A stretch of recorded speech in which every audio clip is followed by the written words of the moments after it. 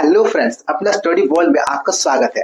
आज का जो हमारा वीडियो है इसमें हम देखने वाले हैं बहुत ही महत्वपूर्ण क्वेश्चन हमारा क्या है, निम्नलिखित बारंबारता बंटन का समांतर माध्य 25 है, पी का मान ज्ञात कीजिए। देखिए यहाँ पे जो ये क्वेश्चन दे दिया गया है इसमें क्या है, वर्ग अंतराल दे दिया गया है और बारंबारता दे दी गई है। इसमें जो पी है इस पी का मान आपको ज्ञात करना है। ठीक है, देखिए इस तरह का जो क्वेश्चन है ये 4 से 5 नंबर में आता है और आता ही आता है, एग्जाम में आता ही आता है और इसको हल करना एकदम आसान है, एकदम आसान। ठीक है, तो चलिए देखते हैं इसको कैसे हल किया जाता है। देखिए ये जो क्वेश्चन है इसमें क्या है, समांतर माध्य आपको दे दिया गया है और पी का मान आपको ज्ञात करना है। तो इस तरह का जो क्वेश्चन है इसको हम कैसे हल करते हैं, कौन सा सूत्र लगेगा और जो सारणी बनेगी कैसा सारणी बनेगा, ये सारी चीजें हम जानेंगे फिर इसको हल करेंगे।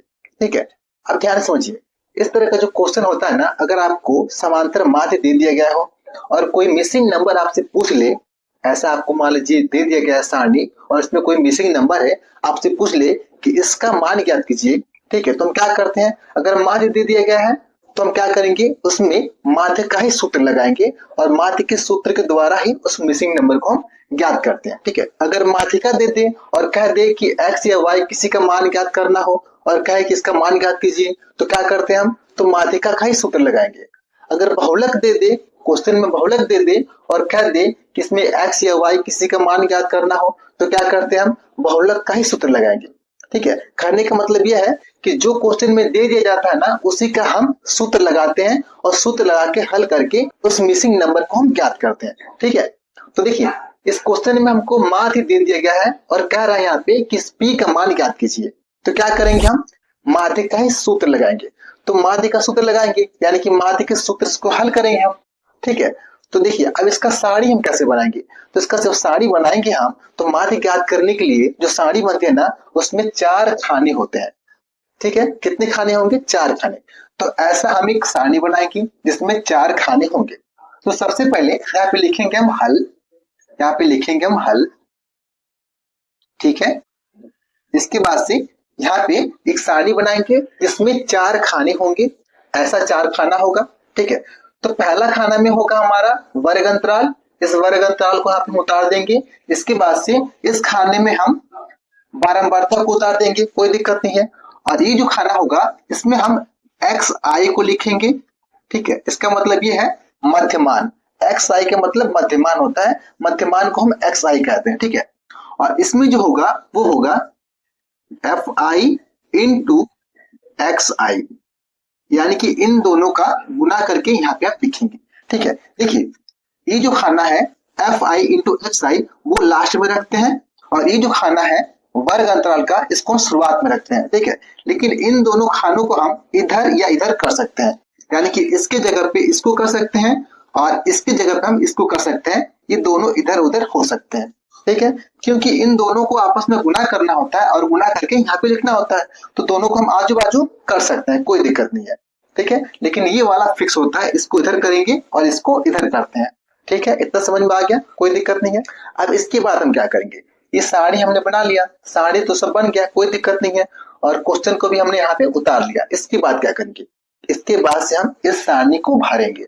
ठीक है, सारणी को भरेंगे, तो सारणी को भरेंगे तो सबसे पहले क्या करेंगे हम, तो सबसे पहले यहाँ पे मध्यमान ज्ञात करते हैं। क्या करते हैं हम, मध्यमान ज्ञात करते हैं, यानी कि एक्स आई का मान ज्ञात करते हैं। तो मध्यमान कैसे निकालेंगे, देखिए ध्यान से, मध्यमान कैसे निकालते हैं, ये हमारा वर्ग अंतराल है ना, तो यहाँ पे 0 है और ये 10 है, तो इन दोनों को आपस में हम जोड़ेंगे और बटा 2 करेंगे और यहाँ पे लिखेंगे, यानी कि a प्लस बी और बटा 2 ऐसे करते हैं। ठीक है, इसको ये मानिए, इसको b मानिए, दोनों को क्या करेंगे हम जोड़ेंगे और बटा 2 करके यहाँ पे लिखेंगे। तो कितना होगा, 0 और प्लस 10 कितना हो जाएगा, 10 होगा, 10 बटा 2 कितना हो जाएगा, 5 होगा, तो यहाँ पे हमने 5 लिखा। ठीक है, इसके बाद 10 और 20 कितना हो जाएगा, 30 होगा, 30 बटा 2 15 हो जाएगा। ठीक है, इसके बाद 30 और 20 50 होगा, 50 बटा 2 कितना हो जाएगा, 25 होगा, 25। ठीक है, इसके बाद 40 और 30 कितना हो जाएगा, 70, 70 का आधा यानी कि 70 बटा 2 कितना होगा, ये हो जाएगा 35, 35। ठीक है, इसके बाद 50 और 40 कितना हो जाएगा? 90 होगा, और 90/2 45 होता है, 45। ठीक है, ये हो गया। मध्यमान हमने याद कर लिया, कोई दिक्कत नहीं है। इसके बाद क्या करना है हमको? Fi इंटू XI याद करना है। इसका मतलब ये हुआ कि इन दोनों का गुणा करके यहाँ पे आपको लिखना है। ठीक है, तो गुणा करिए, कितना होगा देखिए, 5 गुणे 5, 5 5 25, तो यहाँ पे हमने 25 लिखा। अब इन दोनों का गुणा करेंगे तो कितना होगा? 18 5 90, 90 का 0, ठीक है, और 18 एकम 18 और 9, जो हासिल 9 था, 9 कितना होगा? 18 और 9 27, ठीक है, 270 हो गया। इसको गुणा करेंगे तो 15 5 75, 75 का 5 और हासिल 7, 15 दूना का 30, 30 और 7 37, ठीक है, तो ये हो जाएगा 375। और इन दोनों को जब गुणा करेंगे P और 35 का, तो ये हो जाएगा 35P हो जाएगा। ठीक है, इसी का आपको मान ज्ञात करना है, इस P का। ठीक है, इसके बाद से इन दोनों को जब हम गुणा करेंगे तो कितना हो जाएगा? 6 5 30, 30 का 0 और हासिल 3, 6 चौके 24, 24 और 3 कितना हो जाएगा? 27 होगा, है ना, 2 7 27, यानी कि 270 हो गया। ठीक है, तो इतना हो गया। ठीक है, अब इसके बाद हम क्या करेंगे? देखिए, माध्य हमको दे दिया गया है, तो माध्य का हम सूत्र लगाएंगे। तो माध्य का सूत्र क्या होता है? माध्य का सूत्र होता है x बार बराबर समेशन Fi इंटू XI, ठीक है, और सबका बट्टा समेशन Fi, ये माध्य का सूत्र होता है ना। तो हमको क्या क्या चाहिए? माध्य हमको दे दिया गया है, ठीक है, और यहाँ पे समेशन का मतलब क्या होता है? समेशन का मतलब होता है जोड़। किसका जोड़? Fi इंटू XI का जोड़। ठीक है, तो यहाँ पे Fi इंटू XI का जोड़ हमको चाहिए। ठीक है, इसके बाद क्या चाहिए? समेशन Fi, यानी कि इसका जोड़। ठीक है, इसका जोड़, बारंबारता का जोड़, इन दोनों का जोड़ हमको यहाँ पे चाहिए, और माध्य हमको दे दिया गया है, तो इसको जोड़िए, जोड़ेंगे तभी मिलेगा। ठीक है, इसको जोड़ेंगे तो कितना हो जाएगा? ये हो जाएगा समेशन Fi इंटू XI बराबर, देखिए इन सबको हम जोड़ेंगे तो हो जाएगा 940, ठीक है, और प्लस, देखिए ये जो 35 है ना, 35 इनके साथ में नहीं जुड़ेगा, तो इसको हम अलग से प्लस 35P कर देंगे। क्या करेंगे हम? 35P, क्योंकि यहाँ पे P है ना, तो ये 35P क्या होगा? इनके साथ में नहीं जुड़ेगा, तो अलग से हम क्या करेंगे? 35P लिखेंगे। ठीक है, इतना समझ में आ गया? कोई दिक्कत नहीं है। ठीक है, अब इनको जोड़ेंगे तो क्या होगा? देखिए ये हो जाएगा समेशन Fi बराबर क्या हो जाएगा? इन सभी को जब हम जोड़ेंगे तो ये हो जाएगा 44, ठीक है, क्या हो जाएगा? 44 और प्लस ये P हो जाएगा, क्योंकि P इनके साथ में नहीं जुड़ेगा, तो इसको हम अलग से P लिखेंगे। ठीक है, दिखाई दे रहा है आपको? इसको थोड़ा बढ़िया से लिख दे रहे हैं ताकि समझ में आएगा। ठीक है, ये हो जाएगा 44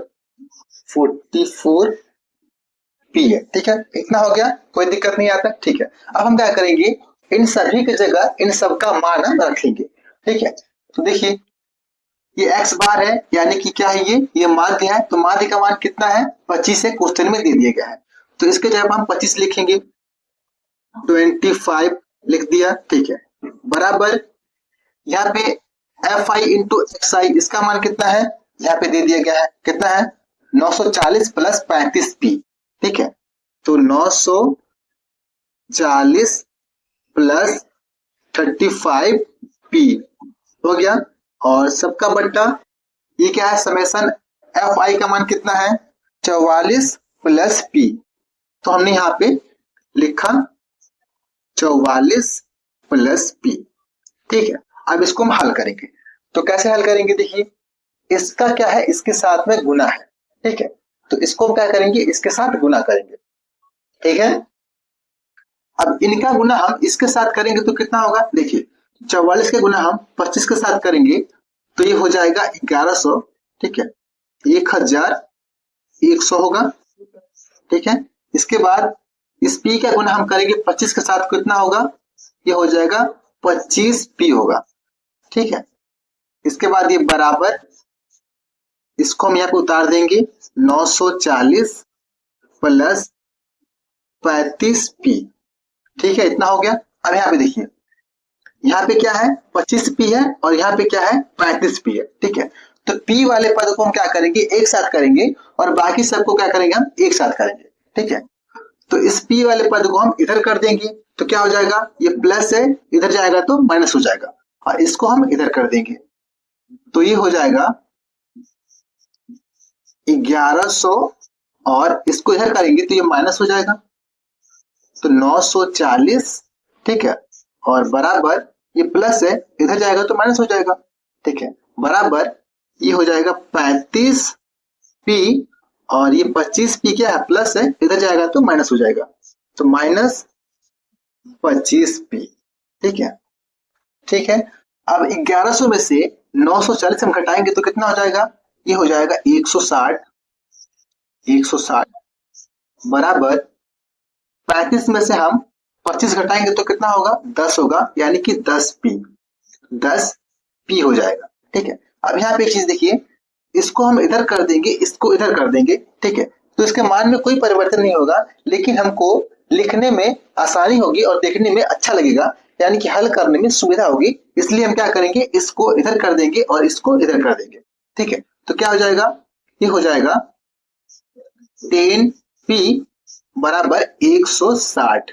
ठीक है, अब हमको p का मान ज्ञात करना है, तो क्या करेंगे हम, या यहाँ पे लिखेंगे p बराबर इस 10 को हम इसके बट्टे में कर देंगे, तो कितना हो जाएगा, यानी कि इस 10 को इधर करेंगे तो 160 के बट्टे में आ जाएगा, तो ये हो जाएगा 160 और बट्टा 10। ठीक है, तो यहां से जब हम भाग देंगे तो 0 से 0 कट जाएगा, तो बराबर हो जाएगा ये कितना, 16, यानी कि जो p का मान हमारा है कितना हो जाएगा, p बराबर 16। ये हमारा आंसर हो जाएगा। ठीक है, तो ये हमारा क्या हो जाएगा, आंसर हो जाएगा, p बराबर क्या होगा, आंसर होगा। तो जो हमारा मिसिंग नंबर था p, तो p का मान कितना हो गया, 16 हो गया। ठीक है, तो इस वीडियो में इतना है फ्रेंड्स। अगर आपको वीडियो पसंद आया तो वीडियो को लाइक करिए, और अभी तक चैनल को सब्सक्राइब नहीं किए हैं तो सब्सक्राइब जरूर कर लीजिएगा, क्योंकि इस चैनल पे इस तरह का वीडियो आता रहता है। Thank you friends.